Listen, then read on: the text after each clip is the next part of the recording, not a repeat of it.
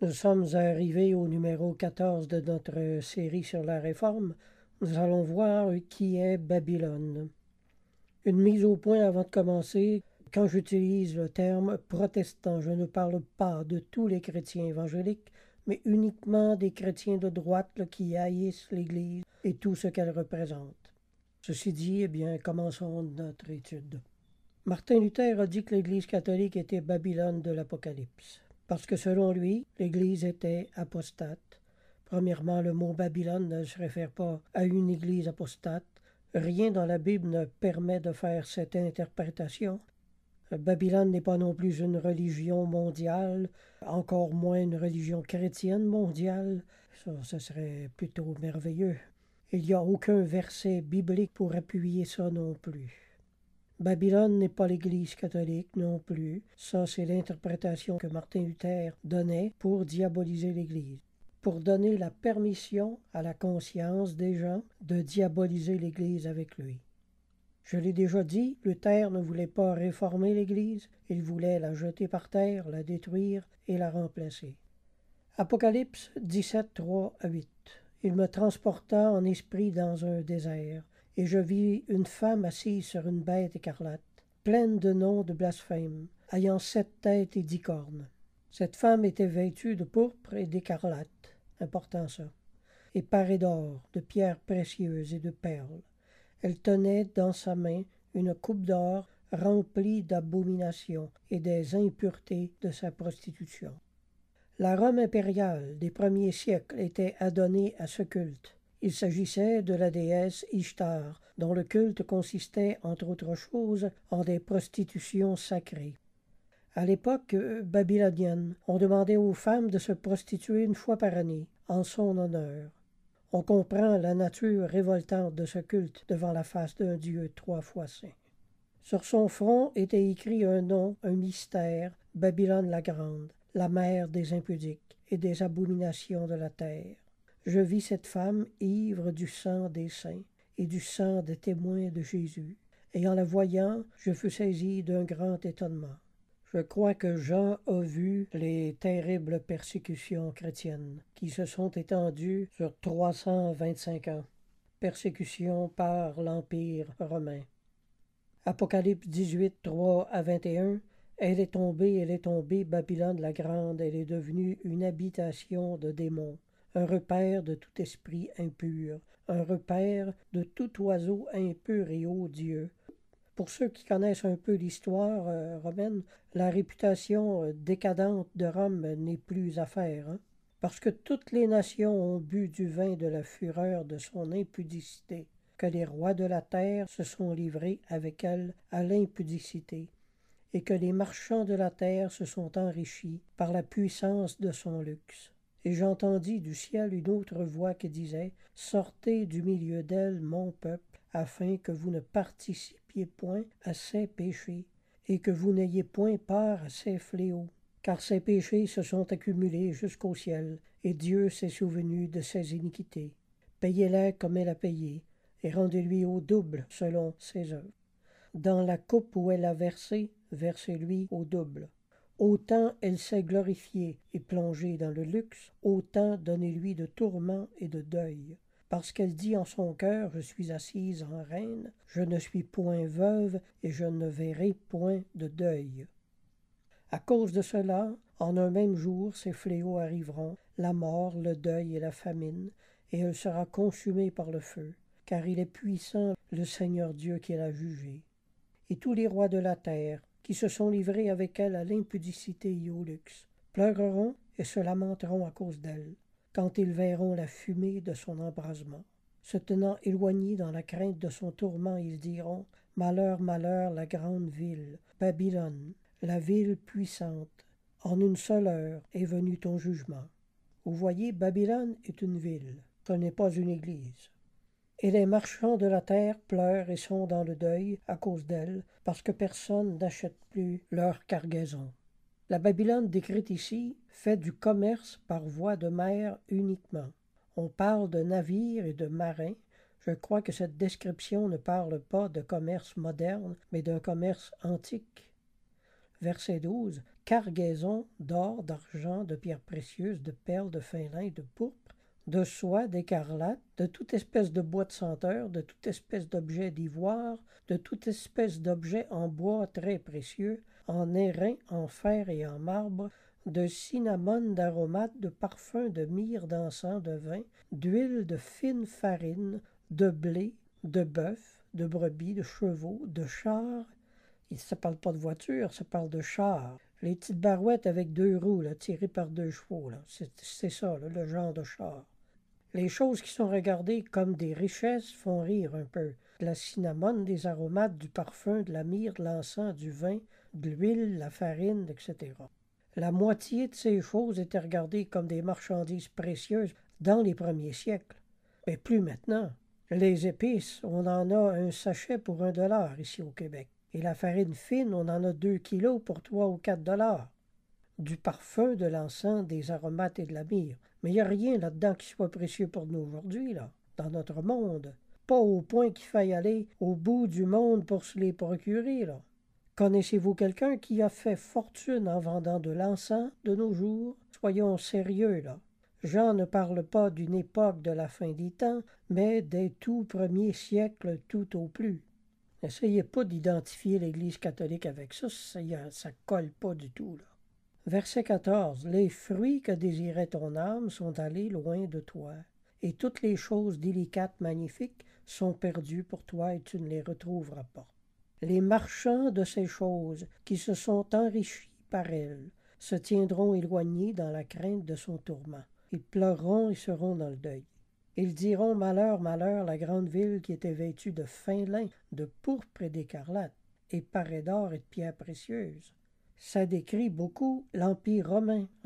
Les tuniques de fin lin, de pourpre et d'écarlate ressemblent beaucoup aux tuniques rouges romaines, là. Et tous les pilotes, tous ceux qui naviguent vers ce lieu, les marins, et tous ceux qui exploitent la mer, se tenaient éloignés, et ils s'écriaient en voyant la fumée de son embrasement: quelle ville était semblable à la grande ville! Ils jetaient de la poussière sur leurs têtes, ils pleuraient, et ils étaient dans le deuil. Ils criaient et disaient: malheur, malheur, la grande ville, où se sont enrichis par son opulence tous ceux qui ont des navires sur la mer. En une seule heure, elle a été détruite. Ciel, réjouis-toi sur elle. Et vous, les saints, les apôtres et les prophètes, réjouissez-vous aussi, car Dieu vous a fait justice en la jugeant. Alors un ange puissant prit une pierre semblable à une grande meule, et il la jeta dans la mer, en disant: ainsi sera précipitée avec violence Babylone, la grande ville, et on ne la retrouvera plus. L'ange parle de quelque chose qui est très près d'arriver, et même il en parle comme de quelque chose qui est déjà arrivé, ou sur le point d'arriver. Babylone est un empire. On parle de Babylone la Grande. Saviez-vous que le Vatican est le plus petit État du monde?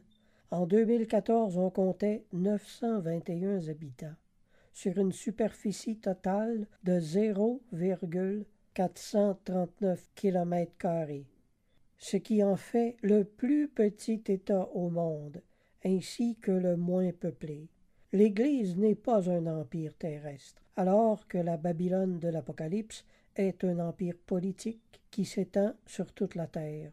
Elle est la mère des impudiques. L'Église catholique n'a jamais eu de fille, premièrement. Par contre, si nous regardons les églises protestantes, là, c'est une autre histoire. Il y a eu plus de 10 000 dénominations depuis Martin Luther, toutes sorties les unes des autres, ou presque. Le protestantisme a eu beaucoup de filles. Non, les impudiques en question sont tous les pays sur lesquels l'Empire romain régnait à l'époque de Jean et qui avaient adopté leur culte païen. L'analogie à Babylone est intéressante. L'Église catholique n'a toujours eu qu'un seul langage et une seule doctrine partout dans le monde. Babylone est plutôt le symbole des langages divisés qui ne se comprennent pas les uns les autres et qui se font la guerre. Que voyons-nous de toutes les dénominations protestantes qui existent dans le monde aujourd'hui? Des églises divisées, des théologies contradictoires, des querelles sans fin et une unité impossible. Si une religion ressemble à Babylone, c'est bien davantage le protestantisme que le catholicisme. Cette mère des impudiques, qui était-elle historiquement? Eh bien, c'est l'Empire romain qui a persécuté à mort les premiers chrétiens pendant 325 ans. C'est pas autre chose. Cherchez pas plus loin. C'est une prophétie qui est déjà accomplie. C'est le seul empire qui existait à l'époque de Jean. Les protestants interprètent fautivement ce texte pour l'appliquer à l'Église catholique. Je crois que ce n'est pas une interprétation fidèle au contexte original, mais une mesquine tentative pour justifier la haine qu'ils ont contre l'Église. Haine qui leur ont souvent été transmise par d'autres avant eux. Cette transmission impure dure depuis 500 ans. Quand nous lisons l'Apocalypse, il ne faut pas oublier ce que l'ange dit à Jean tout au début de ses révélations. Apocalypse 1.1. Révélation de Jésus-Christ que Dieu lui a donnée pour montrer à ses serviteurs les choses qui doivent arriver bientôt. Laissez-moi maintenant citer le manuel d'histoire de Daniel Rops intitulé L'Église des apôtres et des martyrs, édition 1948. L'Apocalypse n'a certainement pas une application futuriste, puisqu'il nous est dit que ces choses doivent arriver bientôt, et non quelques milliers d'années plus tard. Les évangélistes n'en finissent pas de se contredire dans leur interprétation futuriste des prophéties. C'est forcé, car comment voulez-vous être sûr de quelque chose qui n'est pas encore arrivé? Dieu ne nous a pas laissé ce livre, l'Apocalypse, pour que l'Église essaie de deviner ce qu'il veut dire ou pour nourrir notre goût de la science-fiction.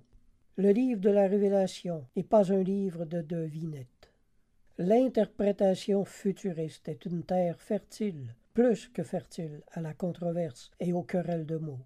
Par contre, étudier l'Apocalypse à la lumière de l'histoire portera unanimement tous les croyants à glorifier Dieu bien davantage en voyant les extraordinaires accomplissements de la plupart des prophéties apocalyptiques.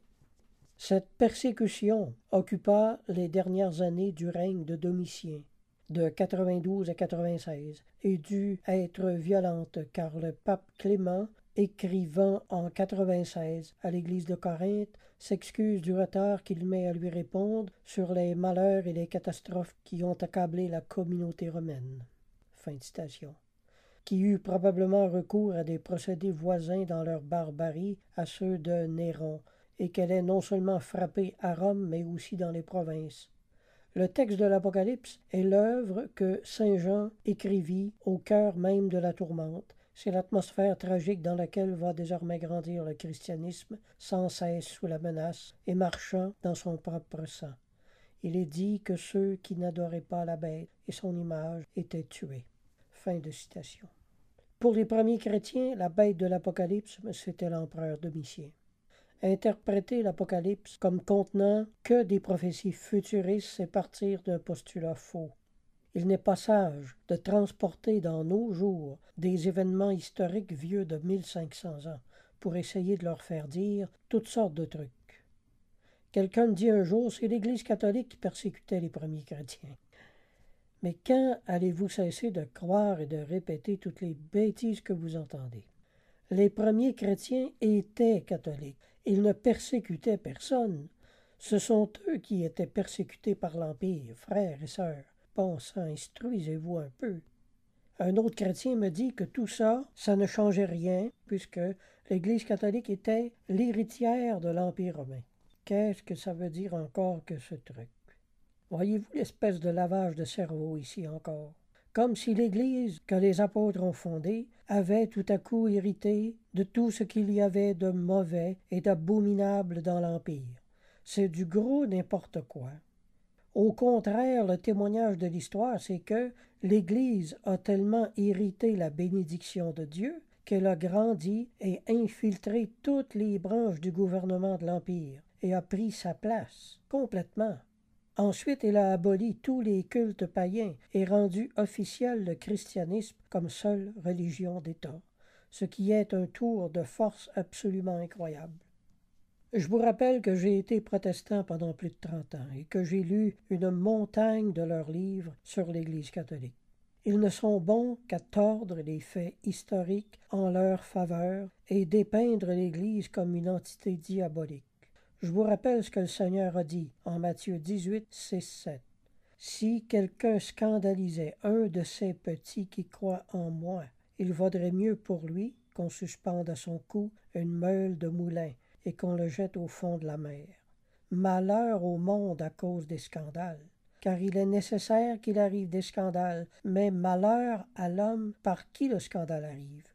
Personnellement, un jour, j'en ai eu ras la calotte des protestants, puis de leurs procédés malhonnêtes dans le but de faire haïr l'Église aux gens. Ceux qui ont écrit ces livres rendront un compte sévère au Seigneur. Changer l'histoire, c'est comme changer la Bible. Tordre des faits historiques, c'est comme tordre des versets bibliques. C'est tout aussi grave. Se servir de faits historiques tordus ou de versets bibliques tordus pour mentir est un seul et même péché aux yeux du Seigneur. Laissez-moi vous parler un peu de l'Église et de ses bienfaits maintenant. L'Église est venue et a changé la face du monde. L'Église est l'incarnation, l'apparition visible du vrai et du bien sur la terre. Les méchants ne peuvent la tolérer. Les méchants voudraient la supprimer, lui enlever la lumière, l'air, le soleil et la liberté. L'Église les importune, les exaspère. Monseigneur Guibier a écrit « Les insensés qui veulent la supprimer n'ont rien pour la remplacer, sinon des phrases et des ruines. » L'Église, mieux que n'importe qui, a formé des hommes utiles sur la terre. Ces légions généreuses d'hommes et de femmes se dévouent sans trêve ni merci au soulagement de tous les besoins de la pauvre humanité. L'Église seule console la souffrance. L'Église seule console l'humanité au milieu des épreuves de la vie.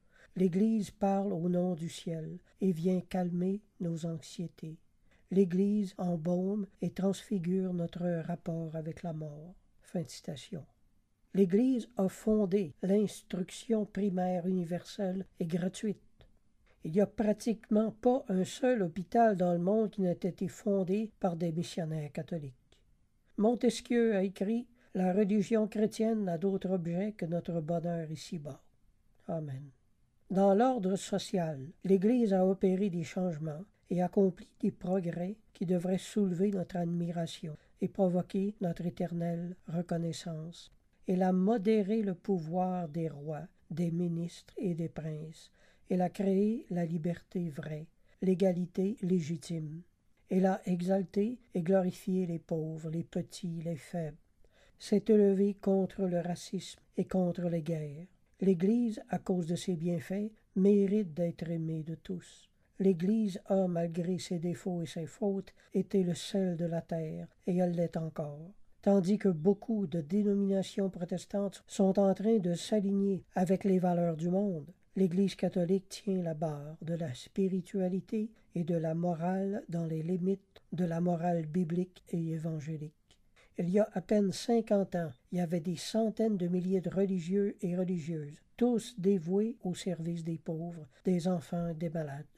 On pouvait aller dans n'importe quel hospice et n'importe quel pays, et vous trouviez la jeune sœur qui se dépensait nuit et jour dans les asiles sacrés de la souffrance, qui usait sa vie dans les écoles, qui berçait dans ses bras et pressait sur son cœur les orphelins, qui recueillait la vieillesse abandonnée, qui touchait de deux mains caressantes tous les maux, toutes les blessures, toutes les plaies, et qui verse des torrents de bienfaits.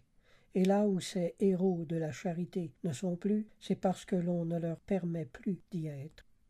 L'Église est venue pour faire couler dans les veines de l'humanité un fleuve de charité. Matthieu 7, 18, Jésus a dit « Un mauvais arbre ne peut porter de bons fruits. » Pour tous ces bienfaits et bien d'autres encore, ne parlez plus en mal de l'Église. Rendez plutôt grâce au Seigneur pour tous les bienfaits qu'elle a apportés sur la terre en son nom. L'Église catholique nous a donné la Bible. Elle encourage à lire et à mettre en pratique les évangiles. Elle s'élève contre toutes les persécutions chrétiennes dans le monde et les dénonce. Alors il me semble que celui qui n'est pas contre vous est pour vous. J'ai déjà été moi-même un protestant très convaincu et très militant. Moi aussi je placardais mes griefs sur les portes de l'église de ma paroisse. J'étais une vraie peste. Mais à force de m'instruire et de lire, j'ai constaté que j'avais subi un lavage de cerveau avec tous ces livres anticatholiques que j'avais lus. Mais revenons à notre sujet. Durant la période babylonienne, Ésaïe a aussi exhorté les Juifs à sortir de cette ville idolâtre, car Dieu allait la punir pour tous ses péchés criminels. En effet, l'idolâtrie, la vraie, consiste en des sacrifices humains et des cultes aux démons. Ceux qui participaient à ces cultes pouvaient faire usage des prostituées de leur temple. Dieu disait à son peuple de sortir de cette ville, car il allait la châtier. La chose est arrivée. Les Mèdes et les Perses ont pris la ville et l'ont détruite et tué tout le monde. Je ne vois pas l'Église catholique là-dedans. Il n'y a pas de sacrifice humain, de culte aux démons, de sorcellerie ou de prostituées dans les églises catholiques. Je suis désolé, vous allez devoir trouver mieux que ça. On nous a enseigné Babylone du chapitre 17 de l'Apocalypse et l'Église catholique. Tout le monde croit ça aujourd'hui dans les milieux baptistes, pentecôtistes, témoins de Jéhovah, adventistes et autres. Moi aussi, je croyais ça. Je l'ai cru pendant 25 ou 30 ans. C'est ça que tout le monde disait, alors je ne me posais pas de questions. Quand je me suis mis à étudier l'histoire de l'Église primitive et ce que croyaient les premiers chrétiens et les générations qui ont suivi, j'ai réalisé que cette doctrine d'associer Babylone à l'Église catholique n'était apparue que 1500 ans après le Christ. C'est Martin Luther qui a inventé cette doctrine. Ce n'est pas la Bible. De tout temps avant ça, les premiers chrétiens et toutes les générations suivantes ont toujours identifié Babylone comme étant l'Empire de Rome. La Rome impériale qui persécutait l'Église et qui était ivre du sang des saints. L'Empire romain a persécuté l'Église pendant plus de 325 ans. Il est dit que Dieu allait juger cette Babylone et la détruire pour venger son peuple. Et lorsqu'on regarde l'histoire, on voit bel et bien au 5e siècle que les invasions barbares sont arrivées et ils ont mis Rome à feu et à sac, exactement comme Jean l'avait prophétisé. Martin Luther s'était donné comme mission non de réformer l'Église, mais de la renverser. Et il y a travaillé très fort. Tout ce qu'il a pu trouver dans la Bible, tous les passages qu'il pouvait tordre et se servir ensuite contre l'Église et ses enseignements, il l'a fait. Martin Luther ne lisait pas la Bible pour y trouver la vérité, mais y trouver du matériel qu'il pourrait retourner contre l'Église. Luther s'était forcé de dépeindre l'Église de façon à créer un sentiment de scandale et d'aversion chez les gens. Il n'était pas très difficile de faire entrer tout ce qu'on voulait dans la tête d'une populace mal instruite et qui savait à peine lire et écrire dans le meilleur des cas. Frères et sœurs, ça fait 5 siècles que les protestants interprètent Apocalypse chapitre 17 et 18 de cette façon. 5 siècles de traditions fausses. Alors remettez en question tout enseignement qui vous est parvenu de la Réforme, parce que ce n'est pas avec sincérité qu'on a fait naître ces doctrines, mais par esprit de malveillance. Et tout ça, c'est très facile à prouver. Vous n'avez qu'à ouvrir n'importe quelle encyclopédie ou lire le livre œuvre de Martin Luther. Au temps de Luther, le pape était Léon X, et il disait de lui que c'était l'antéchrist de la Bible. Alors on s'attendait, d'une journée à l'autre, que Dieu détruise Babylone. Mais le pape a rempli son mandat, il est mort, et un autre est venu lui succéder. Alors on disait du nouveau pape que c'était lui l'antéchrist cette fois, et qu'on devait s'attendre à ce que Dieu détruise cette Babylone, comme l'avait dit Luther. Mais ce n'est pas arrivé. Et à chaque fois qu'il y a eu un nouveau pape, les protestants se disaient « Oh là là, cette fois, ça y est, pas de doute ». Et vous remarquerez, à chaque fois qu'il y a un nouveau pape, les protestants disent « Oh là là, cette fois, il n'y a pas de doute, nous sommes arrivés à la fin des temps, celui-là, c'est vraiment l'Antéchrist. » Alors tout le monde s'attend à ce que Dieu détruise l'Église catholique, mais ça n'arrive jamais. Et en 500 ans, c'est pas arrivé. Un nouveau pape qui arrive, les protestants disent « Oh, c'est lui l'Antéchrist, il n'y a pas de doute. Elle est tombée, Babylone la Grande. » On en voit comme ça qui monte sur les tables sur Facebook, là, chaque fois qu'un nouveau pape arrive. Mais il n'y a jamais rien qui se passe. Ça fait 500 ans que les protestants attendent que Babylone tombe, mais elle ne tombe pas. Elle ne tombe pas. Frères et sœurs, ça fait 500 ans que vous criez à l'Antéchrist, à la fin des temps et à la destruction de Babylone à chaque fois qu'il y a un nouveau pape. Luther fait une prophétie même qui devait s'accomplir durant sa vie, et ça fait 500 ans de ça, et elle ne s'est pas encore accomplie. Frères et sœurs, vous ne comprenez pas encore? Vous ne voyez pas qu'on vous a bourré le crâne?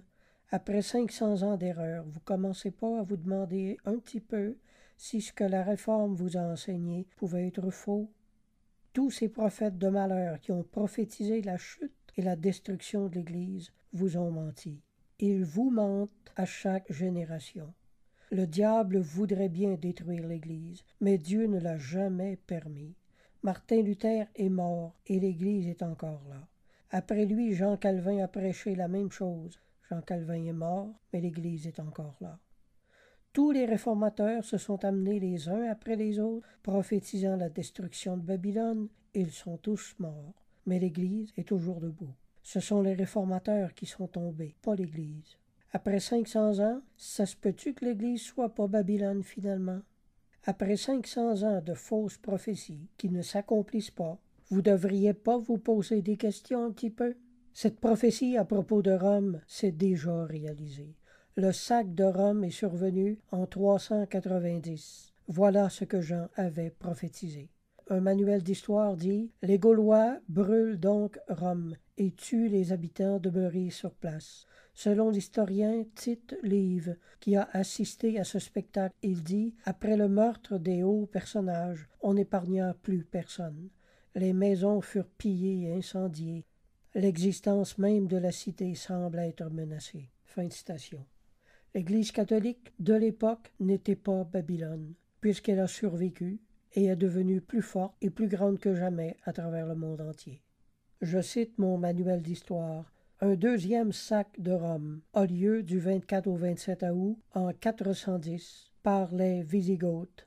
Les Wisigoths d'Alaric Ier réduisent Rome à la famine, puis entrent dans la ville par la porte Salaria le 24 août. Rome est pillée pendant 3 jours, avec la recommandation d'Alaric d'épargner la vie des hommes et l'honneur des femmes.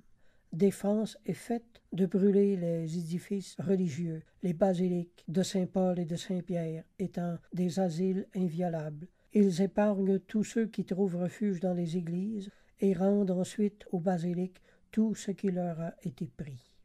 Alors ce fameux Alaric Ier était vraiment le bras de la justice de Dieu. Jean n'a jamais parlé de l'Église catholique dans l'Apocalypse. Quand il a prophétisé de sortir de Babylone, c'était pour avertir les chrétiens de sortir de Rome avant sa chute. De la même façon dont Jésus a averti les chrétiens de sortir de Jérusalem avant sa prise par les Romains. Voilà la juste interprétation biblique et historique, frères et sœurs. Conclusion, Éphésiens 5,25, Christ a aimé l'Église et s'est livré lui-même pour elle. Est-ce que le Christ est mort uniquement pour l'Église de sa génération et celle des apôtres? Non, je ne crois pas.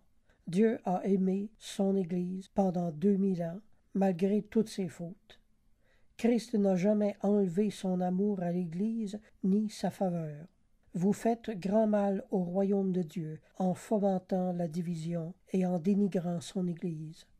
Revenez à votre bon sens et ne péchez plus. Amen.